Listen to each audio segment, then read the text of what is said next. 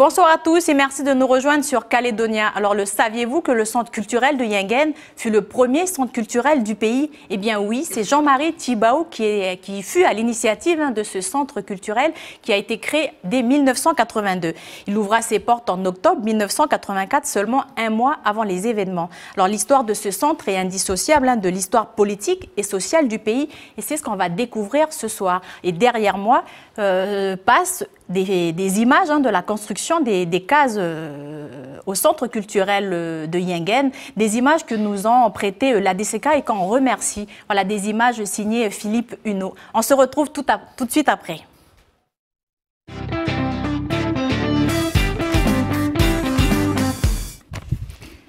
Bonsoir à tous et bienvenue sur Calédonia. Bonsoir Stéphanie et bonsoir à notre invité Angelo. Bonsoir. Bonsoir Angelo. Alors Angelo, tu es chargé d'action culturelle au centre Guam Boirat. C'est un centre qui est fermé depuis 2006 et qui réouvre ses portes la semaine prochaine. Angelo, c'est une grande fête qui s'annonce à Yingen? Oui, tout à fait. C'est une grande fête. On va dire on va redécouvrir le site, redécouvrir le centre culturel qui est resté à un moment donné fermé. Au public. Voilà, pour tout public, pour des réflexions au niveau des rénovations. Voilà, une fermeture pour des travaux d'extension et de rénovation. Et justement, Angelo, comment se passent les préparatifs pour cette réouverture? Comment tout ça s'organise en fait? Au niveau de la réouverture, donc il y a la population aussi, les tribus de Yingen qui vont venir se rassembler et venir animer 2 journées de la semaine de réouverture. Alors justement, vous parlez de la population de Yingen. Donc c'est une réouverture très attendue par celle-ci, donc des habitants que nous avons rencontrés l'année dernière. Donc je vous propose sans plus attendre de redécouvrir donc ce reportage.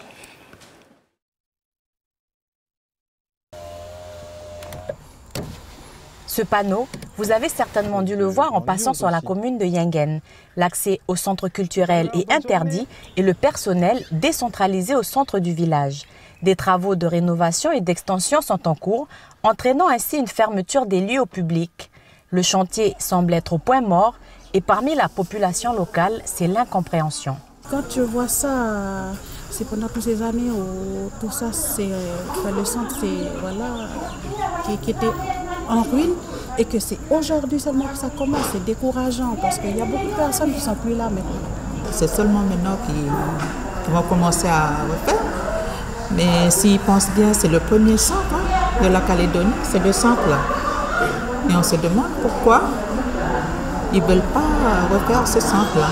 Depuis sa construction en 1982, le centre n'a jamais fait l'objet de rénovation. À partir de 2006, l'extension du musée et la construction d'une réserve est inscrite en contrat de développement province-État, comprenant également la réhabilitation de sa salle d'exposition actuelle. Ils vont essayer justement de refaire en fait cette salle-là, de la rendre un peu plus flamboyante, on va dire. Et puis mettre des éclairages qui soient aussi adaptés, justement. On parle de valorisation des œuvres, donc il est important qu'on puisse jouer aussi sur l'éclairage, justement, pour mettre en valeur les œuvres. Impactés par les restrictions budgétaires, les travaux se font par phase et se poursuivront cette année. Une situation qui pèse sur l'organisation administrative du centre, mais aussi sur les actions qu'il propose. Avant, c'était gratuit, c'était ouvert au public. Mais là, on essaie de conscientiser justement et puis d'éduquer nos populations à payer ce service-là, en fait, qui va nous permettre de mettre en place d'autres actions dans les mois à venir, en fait. Sollicité, la province Nord n'a pas souhaité s'exprimer sur le sujet. Comme la population, le personnel espère réceptionner les locaux en 2018. Donc, Angelo, les bâtiments ont enfin été réceptionnés. Alors, pourquoi les travaux ont duré plus de 10 ans? Il ne faut pas oublier qu'il y a les finances qui doivent suivre. On ne peut pas faire quelque chose actuellement sans qu'on leur demande des finances. Donc voilà, je veux dire, c'est compréhensible. Je veux dire, par rapport aux populations qui demandent pourquoi on ne veut pas réouvrir ou on ne l'ouvre pas. Mais il ne faut pas oublier aussi au niveau qu'au niveau finance, il faut que ça suive aussi. Et si on n'en a pas, ben on ne peut rien faire. Donc, voilà. Donc, ce qui explique ces durées voilà, assez de fermeture. longues de fermeture. C'est surtout au niveau des bâtiments, on va dire en deux, hein, ceux qui ont été rénovés et refaits. Il y a des nouveaux locaux, voilà, mais les cases ne sont pas financées, je veux dire, ce sont la population elle-même. Oui, on va en parler voilà. de toute façon. Ouais. Alors, des manifestations sont prévues toute la semaine prochaine, enfin 4 jours, du lundi à jeudi. Alors, des spectacles, des concerts, des visites de bâtiments, voilà ce que vous allez pouvoir découvrir la semaine prochaine au Centre culturel de Yingen. Alors, Angelo, pourquoi cette réouverture s'organise sur 4 jours? Ben, cela va permettre aux gens de prendre le temps de venir, surtout pour les écoles. On le fait en 2 jours, ça ne va pas être assez pour les écoles. Donc, ça va permettre aux écoles et les enfants des communes voisines de pouvoir venir revisiter le centre. Et aussi profiter des manifestations qu'il va y avoir. Alors, quand on dit le centre culturel de Yingen renaît de ses cendres, est-ce que c'est juste pour vous, à Yingen, pour l'association Douni qui gère le centre culturel? Ben, renaître, je ne sais pas, on ne naît pas 2 fois, hein. On ne naît qu'une seule fois, et c'est juste les valeurs qui doivent être préservées et valorisées pour que l'on puisse pérenniser dans le temps. Et voilà. ça vous conforte dans votre idée que le centre se relève et va pouvoir réouvrir ses portes à la population? Tout à fait. La plupart des populations n'ont jamais perdu espoir qu'un jour le centre va se réouvrir. Et il va rester ouvert définitivement? Une partie de la rénovation va être fermée. Bon, ça va être en périmètre, mais le centre culturel restera ouvert définitivement. Voilà. Super, une bonne nouvelle alors. Voilà.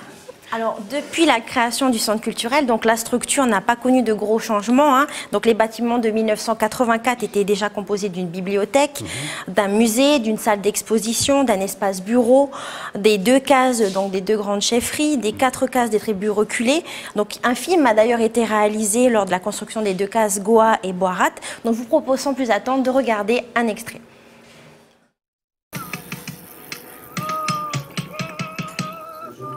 Yingen, Nouvelle-Calédonie, sur la côte Est.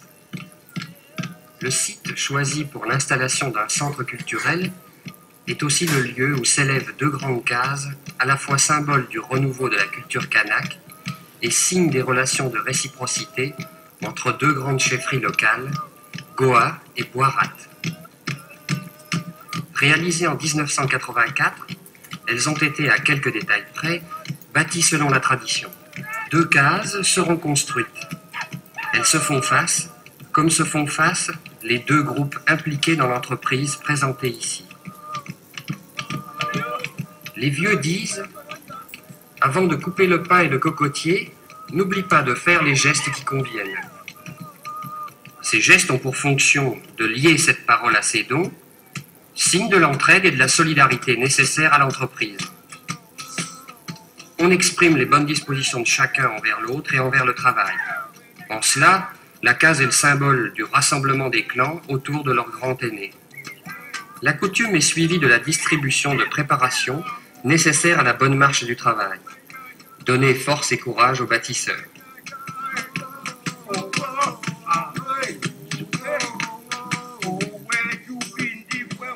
Qu'est-ce que ça vous évoque, ces images? Qu'est-ce que ça t'évoque, Angelo, ces images?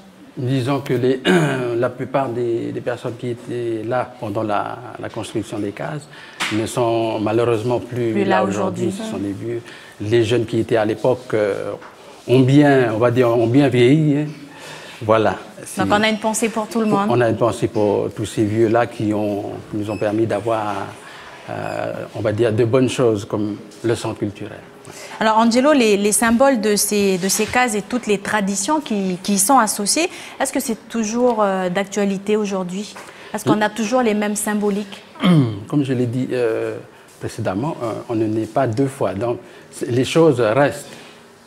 Il faut juste la préserver et surtout la valoriser. mais les choses restent toujours. Hein. On ne peut pas nier quelque chose que l'on a. Voilà. Est-ce que justement les cases ont été rénovées par les habitants eux-mêmes de Yingen? Est-ce qu'il y a eu toute cette cérémonie autour de la case qu'on a pu découvrir sur cet extrait? Ça reste toujours la même. Ça a évolué d'une part, mais ça reste toujours la même, on va dire, façon de le faire. Au niveau des 2 cases, les gens du district Goa sont venus faire leur case et ceux de Boirat sont venus faire leur case. Mais cela ne veut pas dire que les gens se sont répartis par rapport aux 2 districts.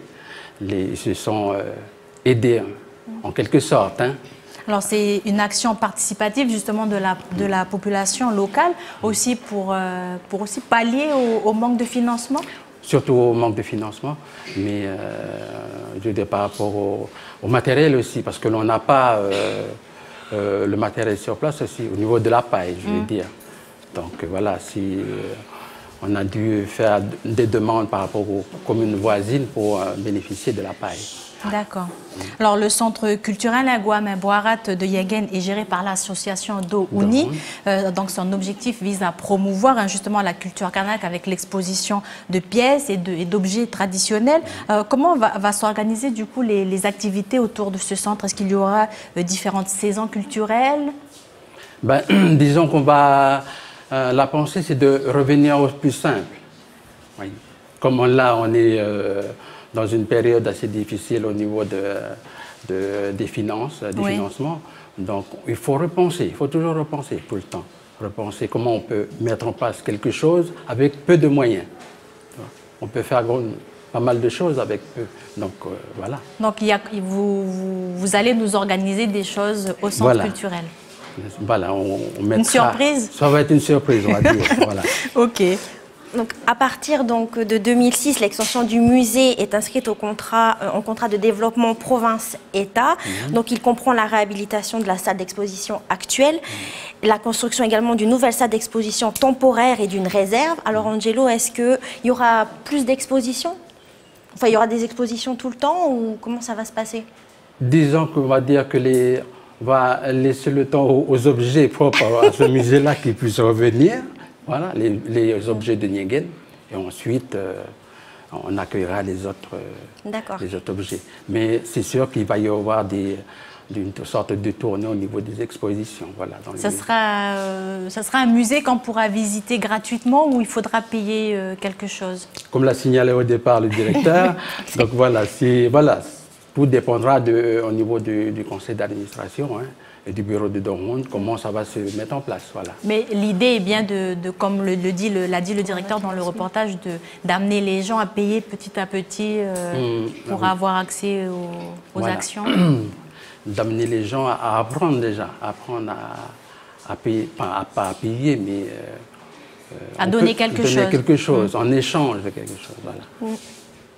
Est-ce qu'il y aura aussi, du coup, pour les artistes du Nord, la possibilité de venir exposer leurs œuvres au centre culturel? Tout à fait, voilà. Ça va permettre aux artistes du Nord, ou même partout du pays, hein, jusqu'aux îles, de pouvoir bénéficier du centre culturel pour pouvoir valoriser leur travail, on va dire comme ça. Est-ce que ça va reprendre comme dans ses débuts du centre culturel, des lieux aussi où s'organisent des résidences culturelles peut-être avec les artistes? Comme nous avons des locaux qui viennent d'être construits, donc il y a différents locaux au niveau des villages d'artisans et puis au niveau de tout ce qui est art contemporain. Donc voilà, il y a des nouveaux locaux qui doivent être travaillés pour permettre aux artistes, bien sûr, de venir. Alors justement, le musée s'apprête à récupérer ces objets, hein, tu l'as dit Angelo, des objets qui ont été conservés au musée de la Nouvelle-Calédonie, mais également des pièces que le musée va prêter au centre culturel pour des expositions. Alors ils ont été préparés et notre collègue Duke Menango est allé pour nous au musée de la Nouvelle-Calédonie et a vu comment ces objets ont été préparés et mis et conditionnés avant leur transport sur Yingen. Je vous propose de regarder ce reportage. Il est signé Duke Menango. Pour la prochaine exposition du Centre culturel de Yingen, ce sont plus de 120 pièces témoignant de la culture de la Haute Mawap, 60 pièces du musée de la Nouvelle-Calédonie et 61 appartenant au musée de Yingen qui vont partir de cette réserve en direction donc du nord-est du pays. Des objets qui vont nourrir une exposition permanente, mais avant cela, certains d'entre eux doivent passer par la case restauration. Donc nous sommes dans la réserve du musée et nous avons mis ici tous les objets, enfin une partie des objets de la collection du centre culturel Goama Boirat de Yingen pour la restauration justement en particulier ici des poteries qui vont ensuite repartir au musée là-haut. Ils étaient en dépôt en fait au musée de Nouvelle-Calédonie depuis de nombreuses années pendant la fermeture de la partie muséale en fait du centre culturel et maintenant que ça va réouvrir, tous les objets vont remonter là-bas et avant qu'ils remontent, on vérifie justement on les nettoie et on les recolle, en particulier pour les grosses poteries comme ça qui ont été très abîmées.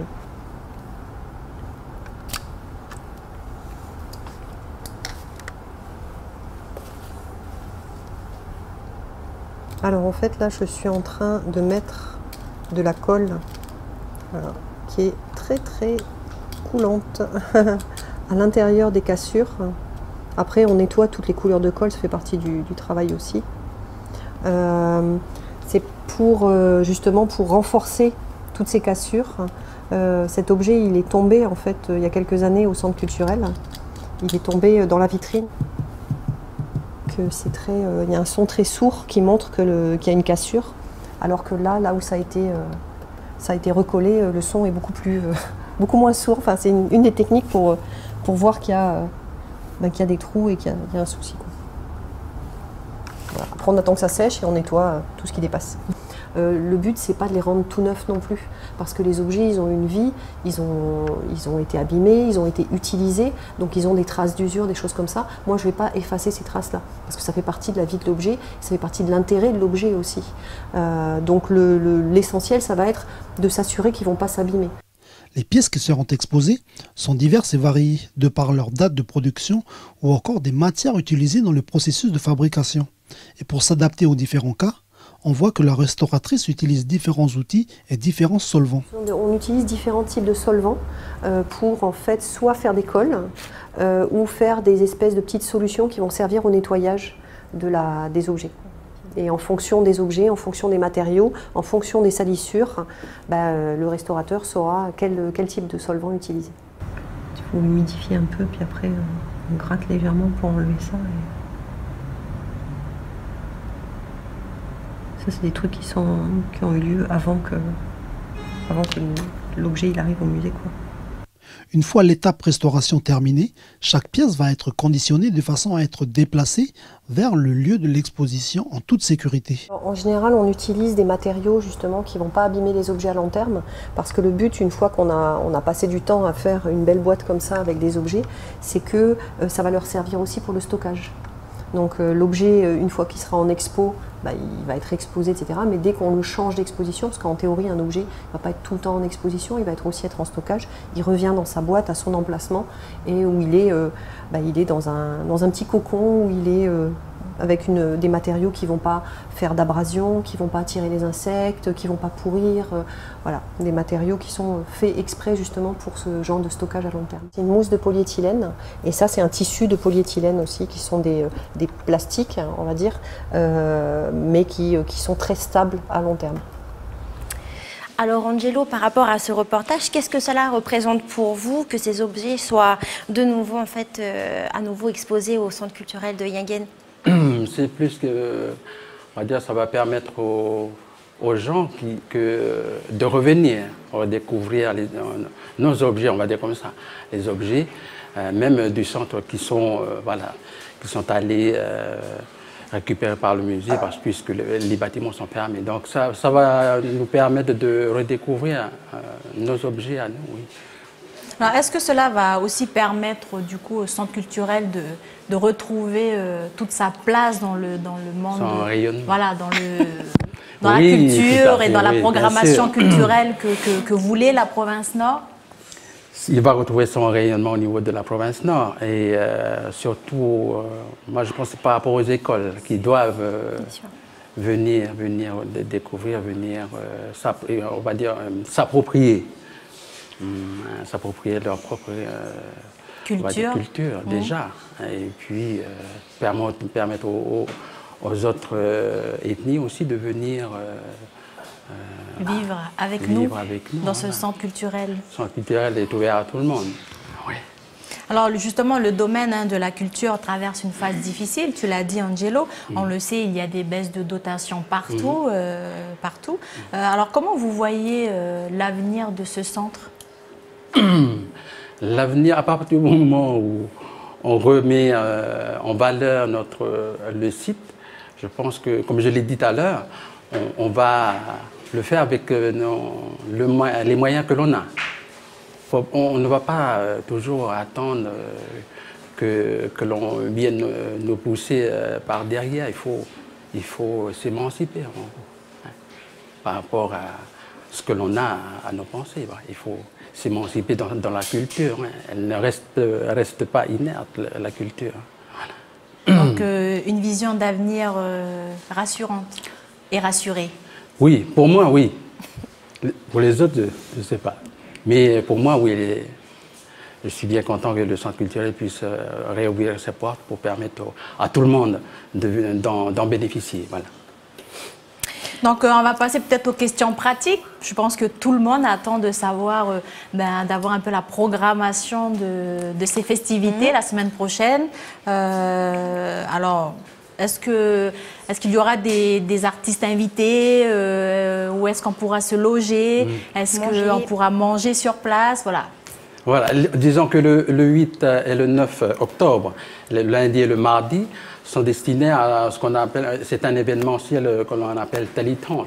Talitrante, si on le traduit, ça veut dire étaler nos biens, montrer nos biens. Donc ces 2 jours-là vont être animés et proposés par les deux districts, la chefferie Goa et puis la chefferie Warat, qui vont préparer ces 2 journées-là. Et du coup, est-ce qu'il y a des groupes invités, des concerts? Des groupes invités qui vont venir. N'oublions pas que nous avons nos partenaires de la communale, du comité côte Est, qui sont là aussi, qui nous aident aussi. Donc c'est les communes de la côte Est? Les communes de la côte Est, en partant de Puebo jusqu'à Kwawa, canal Kwawa. Donc ces communes-là sont nos partenaires et on travaille ensemble. Je parle de Dorhoun, de l'association Dorhoun. Voilà. Et il y a un groupe aussi invité, malgache, qui sera en résidence toute la semaine au centre culturel. Donc si vous avez envie de les rencontrer, vous pouvez les voir au centre. 4 artistes musiciens malgaches, dont une femme et 3 hommes qui vont venir, 3 musiciens. Et ils font quoi comme musique? Ils jouent ce qu'on appelle, c'est une sorte d'instrument de musique balia, on va dire. C'est traditionnel? Oui, c'est traditionnel, avec un bambou et puis avec des fils on m'a dit que ce sont des câbles de frein de vélo qu'on a récupérés et puis fabriqués les fils. Donc c'est à découvrir, il faut venir découvrir cette musique qui nous vient de loin. De Madagascar. Et j'invite surtout la population à venir découvrir ces musiciens-là qui vont être présents durant la semaine. Et quelles seront en fait les activités? Il y aura d'autres activités qui seront proposées? Voilà, il y a ce qu'on appellerait, on va mettre en place des ateliers permanents, c'est-à-dire des ateliers qui vont durer toute la semaine, les 4 jours, pendant les 4 jours. Donc il y aura les habituels, on va dire, confection de monnaie kanak, la sculpture, il y aura le tapa, donc, et surtout ici il y a le DMT, département de musique traditionnelle, qui vont être là et qui vont travailler ensemble. Avec le groupe invité? Avec le groupe invité qui nous vient du Madagascar. Voilà. Donc un bon moment de partage à découvrir et à partager avec vous, les gens de Yingen. Bien sûr, bien sûr. Oui. Est-ce qu'on peut manger sur place? Est-ce qu'on peut se loger sur Yingen? Les 2 premiers jours, comme je le disais tout à l'heure, ce sont les 2 districts qui préparent à manger. D'accord. Donc manger, repas partagé. Voilà. Et ensuite, ce sont des associations qui vont faire des ventes au niveau c'est-à-dire à partir de mercredi et jeudi. Donc il n'y a pas à s'inquiéter, il y a de quoi se restaurer sur place. Oui, Il y a l'office du tourisme qui nous dirige vers le gîte Kawabanaki. Là, il y a des, je veux dire, les tables d'hôtes qui sont là aussi. Donc, il y a de quoi... Donc, il y aura l'office de tourisme qui sera là aussi pour diriger les gens. Super. Voilà. Eh bien, Angelo, merci pour toutes ces explications.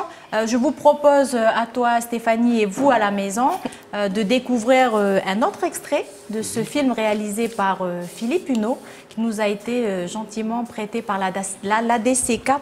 Regardez.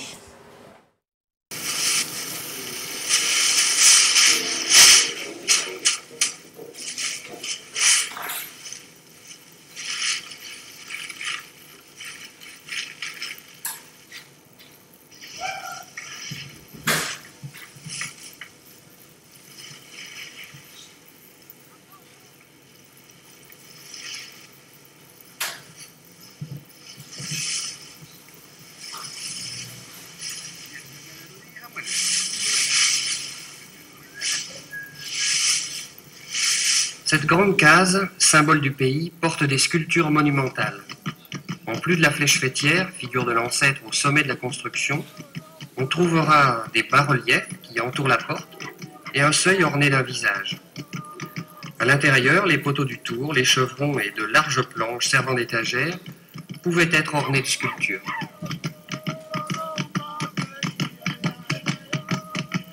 Désormais, les deux grandes cases, signes tangibles des liens entre les groupes, peuvent abriter les événements marquants de la vie sociale.